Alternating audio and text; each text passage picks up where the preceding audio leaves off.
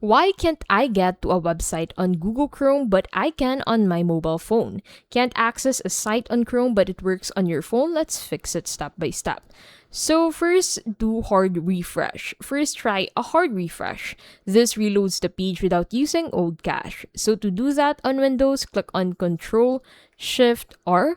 And then if you're using a Mac device, click on Command Shift R.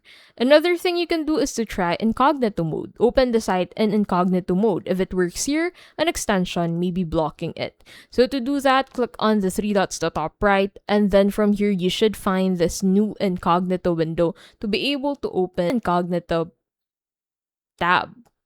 Another thing you can do is to clear your browsing data. So to do that, click on the three dots at the top right of your screen, and then under this, you should find this delete browsing data button. So click on this, and this will take you here.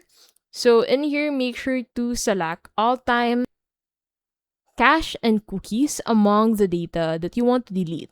Click on this delete data button to confirm, and that is how to fix that issue.